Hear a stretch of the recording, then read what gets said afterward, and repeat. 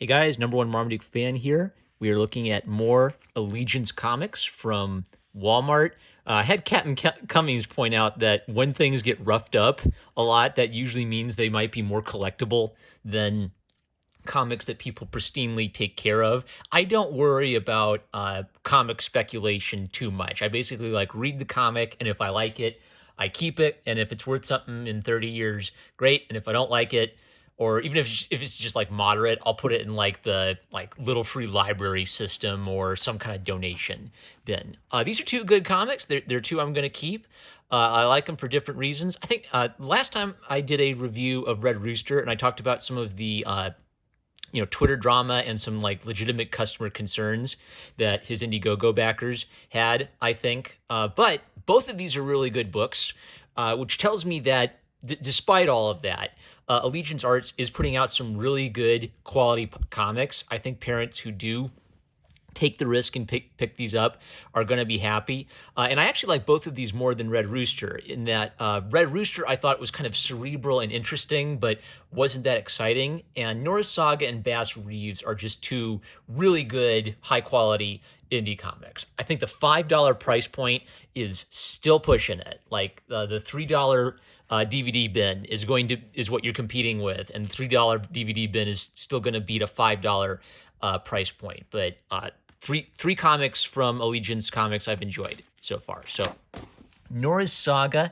is written by Blake Northcott, and Kelsey Shannon is the artist. And I've seen Kelsey Shannon color a lot of works. And this is the first book I've seen with Kelsey Shannon as an artist. And he has a fun, slightly cartoony, but still really professional, good illustration comic book style. As far as Blake's writing goes, it's almost like an isekai, right? But in Canada.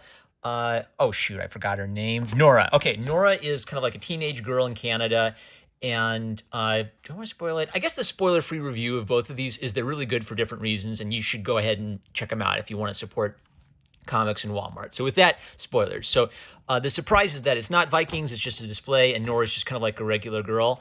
And one of the things Blake Northcott does that I like is she uses some of the classic, 90s teenage sitcom character archetypes, but she flips them around a little bit so they don't feel like a carbon copy of the old thing. So Nora's kind of a spunky but lonely girl from the country who doesn't have like the nice clothes or the nice iPhone. And there's like a valley girl, fashionista at school who's really mean, right? So those are classic, like you've seen those in 100 different sitcoms. And I think Blake kind of smartly finds ways to make Norah feel sympathetic and make like the valley girl feel like a mean bully without copying the exact same ideas over and over again. They feel like fresh young Zoomers. They don't feel like just 90s kids teleported into the present day. These feel like kids you would actually meet and interact with today. She avoids having like cringy teenage dialogue. They sound like teenagers because they kind of have like a fresh young smart alecky view of the world, but they don't use like like simp, right? It's simp. It's the cool teenage Zoomer joke from last week, which means which means that the Zoomers have already moved on to the next thing, and that's an old dated meme, right? So Blake does a good job at that. And there's also a really nice kind of like tragic story underpinning this. So Nora's mom works at a museum, is working on a Viking display. Her dad's kind of like likes his dad jokes and is a mechanic, and something mysterious appears on them in the road and causes a car accident. And we flash forward to Norah waking up, and we quickly glean that like her father's like growing whiskers and a little more raggedy, and her mom is dead. So the dead mom is like a really classic Disney trope.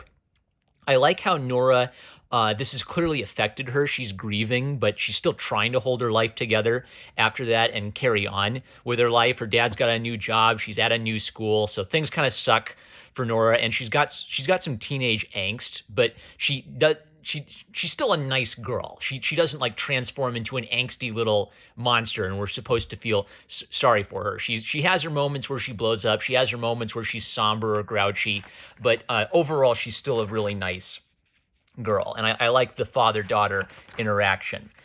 between them. I also like how kind of like social media and Instagram comes into like the bullying subplot. Like she blows up like this one time, right? Like because she feels like a what's it, like a country girl who doesn't really fit in. She's hoping if she can get like some cool clothes, then the other girls won't be mean. That's a really human thing, and I dig it. She also will, kind of be young and vivacious. She'll make a mistake, like she's just being too chatty and too smart alecky in the car while her dad is driving, and this causes a car accident. They see a deer, they swerve off the road, and apparently she gets teleported into a Viking world with Thor and Loki. So one interesting thing I'm wanting to see is how are they going to use Thor and Loki? They even kind of like allude to the movies, meaning like Marvel's Thor and Loki, which makes me suspect that they're going to want to take this in a different direction than Marvel does with Norse mythology. I'd be interested to see what they do with it.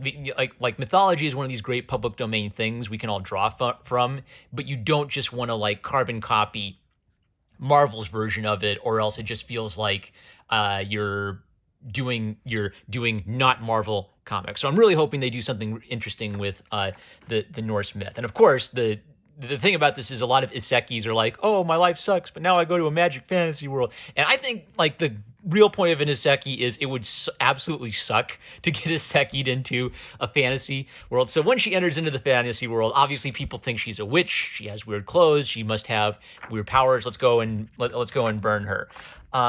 It's also pretty exciting. So it kind of establishes her character. It has like the dramatic entry into the magical world and some mysteries being built up. So if I were a kid, I'd be really interested to see what happens next to her. And great dialogue. It feels really fresh and kids talking like kids rather than kids talking like adults referencing the meme that was cool on Twitter last week. So I think a teenage girl and a teenage boy would like that. I think a teenage boy would really dig all the Viking stuff. Bass Reeves, I really dug. And there's a surprise at the end. So it's written by Kevin Grevaux, art by David Williams, color by Kelsey Shannon. And there are a couple interesting color choices Kelsey made in this one. So what I like about David Williams' art style is it's a stylish style. And I kind of like to tell if a stylish style looks good, I always try to imagine, would this work if you did like a comic book adaptation of Samurai Jack? Would your style fit with that? So what I would say a stylish style is it's always exaggeration for the purpose of making something look slick. So Bass Reeves here, he's supposed to be a big, tall man. He's not hyper muscular, but he's a really tall man with kind of like a lean, wiry build. So, like sharp angle on his shoulders to kind of still emphasize his manliness. Long, graceful line down here, kind of like a little curve to his hands, and then the long guns bringing that line down further. So we know he's tall because everything's being elongated. Same with his hat, kind of like the Darkwing Duck or Shadow stylized hat, where it's a nice sweeping curve. That's really slick. And in terms of Kevin Grevaux's writing, it's the Old West. And one of the big things about the Old West is it's a lawless, untamed world. Marshals keep getting killed. The old guy at Fort Smith, no God west of Fort Smith, he's getting tired of having to tell all these widows that their husband has died, so he wants a different kind of guy. And the legend is the legend of Old Bass, this guy who's been a bounty hunter, and all of these kind of like urban legends spring up around him. And I love that because that kind of connects to the Buffalo Bill legends, or the John Henry, or Paul Bunyan, right? Like tall tales are fun. People come up with like these crazy over-the-top myths of these legends of the West. And this color I really like. So this is stylish color, bright blue, bright purple, bright orange, simple features, all to emphasize like kind of like the mystical, magical ideas surrounding Bass Reeves. And then we meet the real Bass Reeves, who is a Christian man, but he's a Christian man with like a real strong emphasis on God's judgment. So he sings a hymn as he creeps up on them, and he quotes the Bible to kind of like make an intimidating threat. His winnowing fork is in his hand, and he will clear his threshing floor, gathering his wheat into the barn and burning up the chaff with unquenchable fire. Will you be gathered like wheat, or burn like chaff. Ooh, all right. So what's neat about this is there is a Christian theme throughout where Bass doesn't just quote the Bible in a badass way, but he actually explicitly says he is a Christian. He believes in God's judgment. And so what's interesting about that is he sees himself as being in a sort of judgment role where he has to bring law and order to the Old West, where chaos and evil and selfishness can reign, right? So that's a great, who he is in his soul perfectly matches with what he wants to do. And it's cool because he's going out into the wild wilderness to hunt down murderers and bank robbers and such. I can't take credit for this, but someone pointed out on Twitter that this is a historically incorrect American flag. They wouldn't have had all 50 states during this era. So whoever it was on Twitter, nice catch. I didn't catch any typographical errors in this one, I think. I guess there's a tiny little coloring error here where that's supposed to be whited out. So no OCD moments for me. I probably would have missed that if someone didn't point it out to me.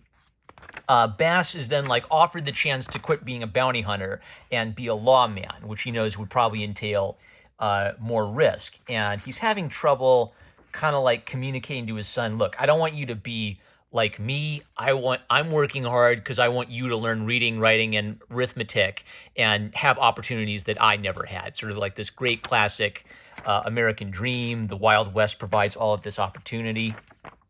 And it underscores again, kind of he's a family man. He's a rough, righteous guy who goes out into the wilderness and risks his life, but he's doing it for his family. But then tragically, this also means that he can't always be there for his family. It's the great, classic, sort of Shane idea of masculinity. That masculinity isn't about being the biggest boaster or the biggest guy who kills everybody. Masculinity is about pointing your masculine violence at evil people so that you can protect the ones you love.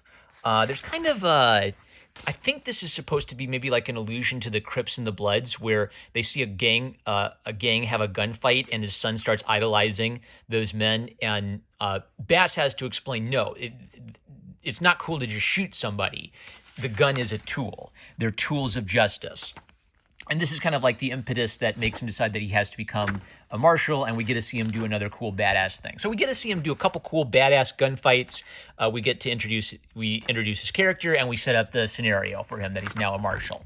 Now the cool surprise comes at the end. This is a real guy. I thought, oh, this must be some cool fictitious story. No, it's historical fiction.